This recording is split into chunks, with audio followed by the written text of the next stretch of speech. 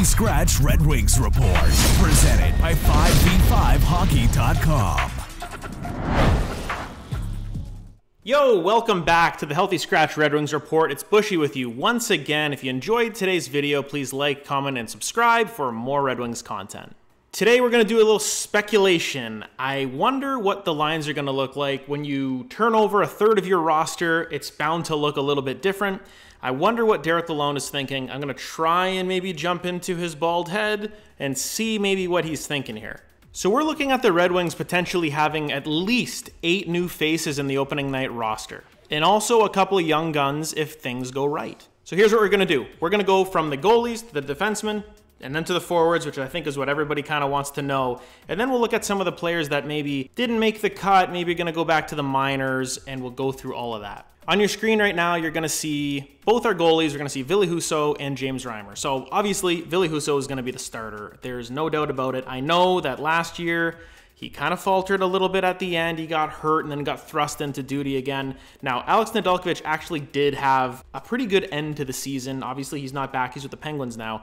But Ville Husso has shown that he has the potential to be a #1 goalie. I think if he has kind of a 1B to his 1A. Having somebody that's going to challenge him, that can basically start the same amount of games as him and play to the same level. Do we have that with James Reimer? If you look at their statistics, wins above replacement, very, very similar. Reimer played on a really bad Sharks team. He did not have good stats last year. I mean, his goals against average was like 3.4, something really, really bad.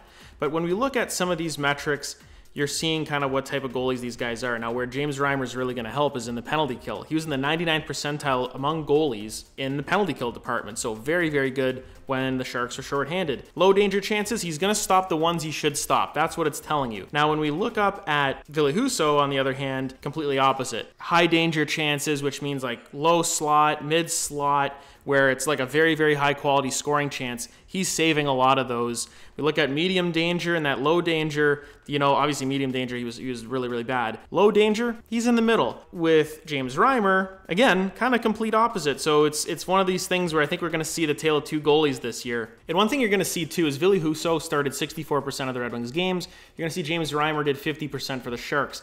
I think for Husso, 64% is pretty good. Maybe getting it down to about 60, giving him a few more nights to rest. Hopefully James Reimer can come in and just have that last year with the Sharks just be the anomaly, and we move on and everything looks good. Moving on to the defensemen, I think our top pair is pretty much nailed in stone just from seeing the second half of last season. Jake Walman and Moritz Seider was a match made in heaven. I never saw that coming. I don't think any of us really did when Walman came over from the Blues. Steve Yzerman saw something in him and put him with Mo Seider. I mean, Ben Sherratt did not work out with Mo Seider. I mean, we went through that in the Ben Sherratt video, seeing the difference between when Seider was with him and then when he was without him. Now, Jake Walman brought out the best in Moritz Seider, and Moritz Seider brought out the best in Jake Walman. If you look at their stats, I mean, Jake Walman had an amazing season, 95th percentile in projected wins above replacement for defensemen. His even strength offense and defense, mid-80s, high in 90 percentile for defense. Penalty kill, he was pretty good too. He played against really, really good competition. You see that in the 92nd percentile, playing against the team's top lines, obviously when he was with Mo Seider. And you look at Mo, I mean, 85th percentile and even strength defense. That's really, really good.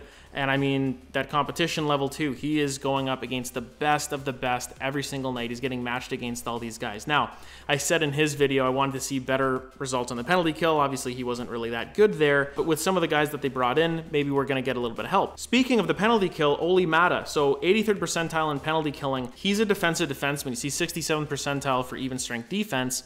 This is all you're going to get from Olli Mata. He's going to be steady. He's not going to make a ton of mistakes. He's not going to like chip in really that much goal scoring wise. He can, but that's not what he's here for. I think he's going to be kind of that like sturdy, like mid-six guy. I think being on that second pair, and I paired him with Shane Gostisbehere. I think it's a pretty natural fit because the Ghost is an offensive defenseman. I mean, scoring 13 or 14 goals, amazing. I mean, you see his finishing was 99th percentile among defensemen, probably behind Erik Karlsson, and that's probably about it.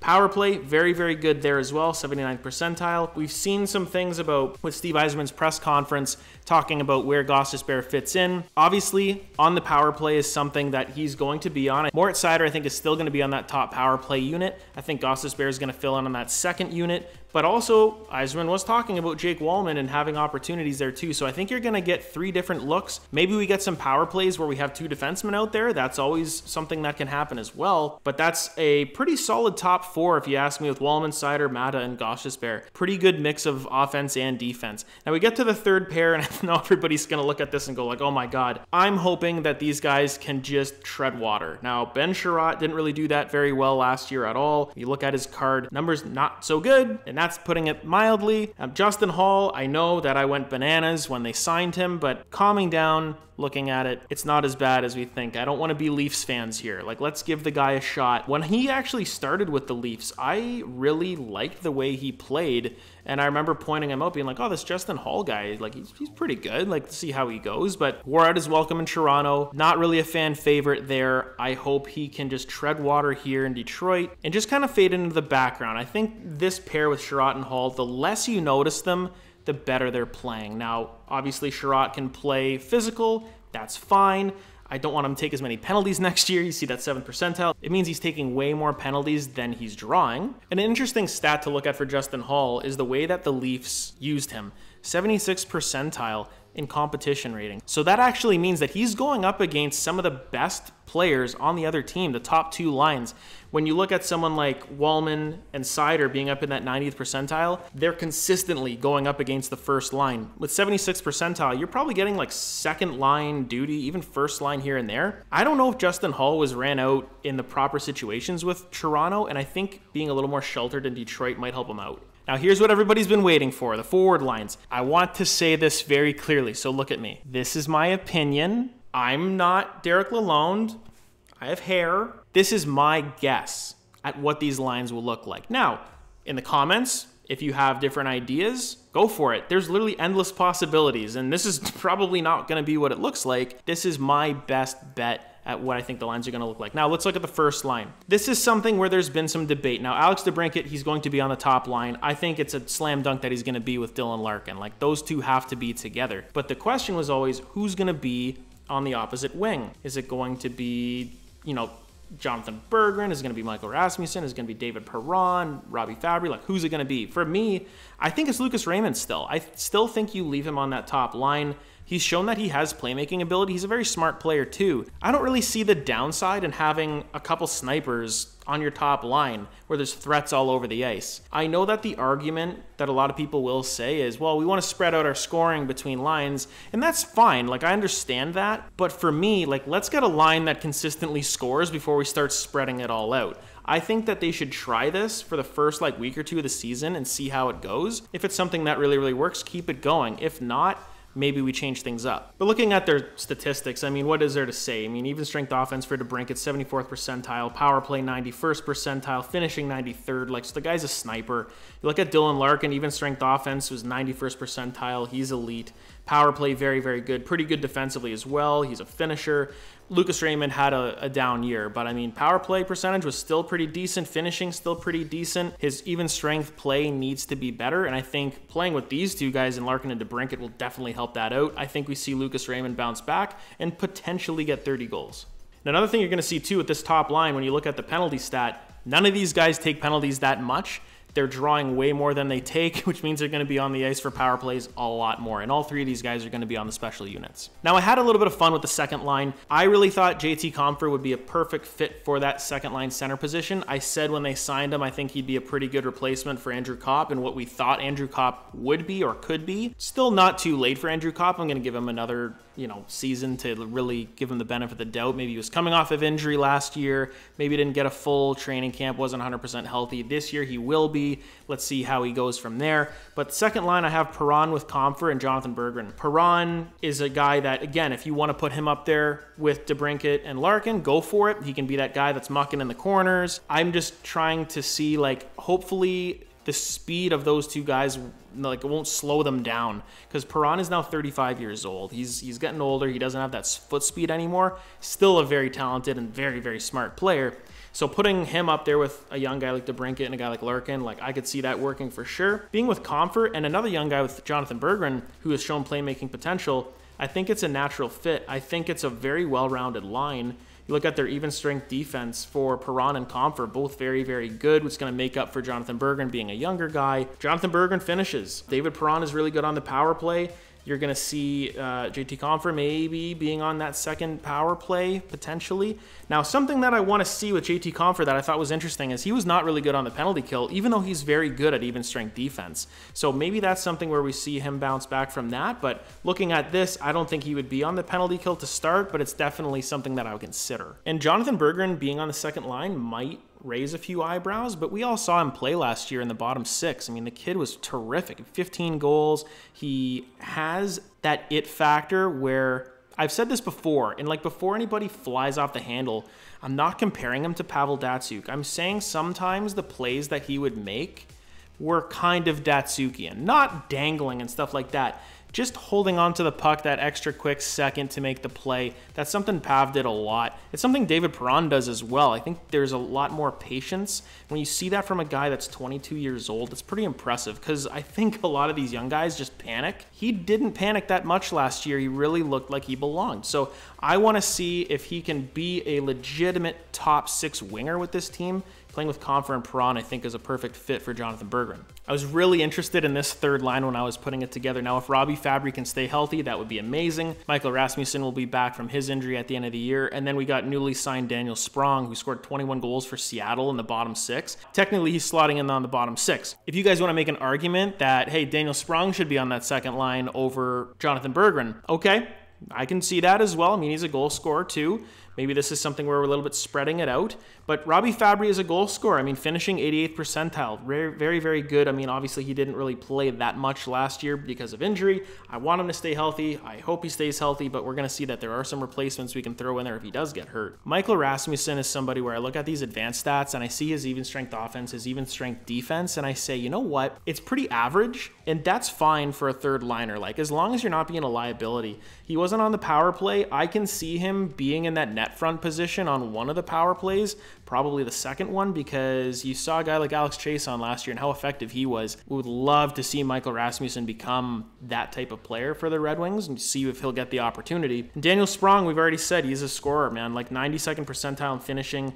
Even strength offense, 77%. He's a very, very good skater. Actually, if you guys want to, just go look at some Daniel Sprong highlights from his Seattle year last year. You're going to like what you see. Very smooth skater, very good shot. I think it's something that where he can really push for a top six role. I mean, being on the power play, like he could, 29th percentile on Seattle. I mean, I think it's going to be a little bit better than that in Detroit if he gets an opportunity on the power play, which he probably will in some spot duty. Goals per 60 off the charts, which is really, really good to see. So he's going to help that even strength game, which is desperately needed in the bottom six. And here's my fourth line. They are going to be slugging it out. I got some size. I've got some snarl. We've got Klim Kostin with Andrew Kopp and Christian Fischer. Now, I know having Andrew Kopp on the fourth line might seem like a bummer to some people. For me, I think it's a natural kind of progression to what's happening with Andrew Kopp. I know paying that much money for a guy on the fourth line is not ideal, but it's something where he can start there and move his way up if he needs to. In my lines, I don't really see a spot for him in the top six. Even in that center position, I'd rather have Michael Rasmussen there because I think he would be more effective for sure. Now, here's a swap. If you want to put Kopp up on that third line with Fabry and Sprong, that's fine. You want to put Rasmussen on the fourth, I get it, totally fine. I have him on the fourth line because I want to see better defense from him. He didn't really have a good year for defense, which usually that's what he was known for with the Jets and that little stint with the Rangers. And he did score a little bit as well. I want to see a little bit better now. Where he's really good is the PK. Same with Christian Fischer. That's probably why he was brought in. We're hearing Christian Fischer is like a really, really good locker room guy, and that's something that Steve Yzerman's going to value. That's something that Christian Fischer does really well. Everything else, not so much, but he's going to be on that fourth line is what I would say. Klim Kostin finishing 80th percentile. There might be a little bit of something there where like his even strength game needs to get better, but he's a bigger body. He can hit people. He was a first round pick years ago for St. Louis. So like he has a little bit of that like finishing ability. I think he scored 11 goals last year for Edmonton in like third and fourth line roles. He might get an opportunity to move up the lineup as well, depending on how he does. But for now, I'm starting him on the fourth line to just really have a really, really gritty bottom three. All right, a few guys that didn't make the cut Now we're going to go with Elmer Soderblom. Now, I really think he'll make the team out of camp. I'm really wondering who he's going to displace, though. In the lines that I have, it might be Christian Fischer to be that kind of 13th forward, and maybe Soderblom is in that 3rd or 4th line role. If you want to get crazy and put him up where Berggren was on the 2nd line and you want to go for it, that's fine. He can play on that power play in the net front, kind of that Chason/Rasmussen role. That would be okay with me. Joe Veleno is probably, in my opinion, going to be that 13th forward as well. I mean, he could be on that 4th line. I think with Kostin, Fischer, and Soderblom and Veleno, I think those 4 are going to be vying for like 2 spots, basically. Maybe technically 3 for that healthy scratch spot. I don't think the Red Wings are going to carry 2 forwards as scratches. It's more likely to be 2 defensemen. Speaking of defensemen, Simon Edvinsson, is he going to be ready for training camp? This is the only reason that I don't have him on one of those lines, is because I don't know if he's going to be ready. And hearing Steve Yzerman's comments, hey, we're not just going to throw him in there if he's not ready to go. I think Edvinsson looked like pretty good in his 9 games. Took a ton of penalties, something he's going to have to cut down on. His skating looked good. His hockey sense looked pretty good as well in that limited time we saw him. Now, the funny thing is you look at his finishing was 100 percentile because he only scored twice on like 2 shots. So obviously that's not going to hold up. But these advanced stats are something that in 9 games you're not going to get a really good reading of what they are, so I wouldn't put too much stock into that. And Gustav Lindstrom, he's going to be that 7th defenseman. That's just what he was last year, but he's a 7th defenseman, maybe even the 8th when Edvinsson gets healthy. Another guy that people are probably wondering about is Marco Kasper. I think he starts in Grand Rapids. That's just my opinion, unless he has an amazing training camp and displaces one of the guys we just talked about. I think he could benefit from playing in Grand Rapids. I know from going from the SHL, a men's league, coming over, he played that 1 game against the Maple Leafs, and then he got really hurt and still finished the game, which is insane for this kid. But don't have to rush him. There's a log jam of forwards up front, with signing some of these guys, bringing them in. I think part of it is so that Marco Kasper can go down to the minors, play in Grand Rapids, get used to it, learn the style of game the Red Wings want, and then come up if needed. So those are the 5 guys that I really looked at and went, they're on the cusp. Maybe they're on the roster, but not in the starting lineup, or maybe some injury call-ups, things like that. Another guy that I couldn't find a player card for would be Alex Lyon. I think he's going to be in Grand Rapids to start the season. If James Reimer poops the bed, then maybe he comes up and does some backup duty behind Ville Husso. So what do you think of my lines? It was just my best guess. I think that there's a lot of ways that we can switch those up and make them look pretty good. Type out your lines in the comments. I would love to go through and see all your guys' ideas, just to see maybe there was something I haven't thought about. Like, hey, have you thought about putting this guy in the top 6? Okay, cool. Let's see what yours looks like. Or maybe a different pairing of defensemen. You think one of these rookies is going to make the lineup? Who gets displaced? I'm really curious to see what you guys think. So if you like this video, please like, comment, and subscribe for more Red Wings content. We'll see you in the next one.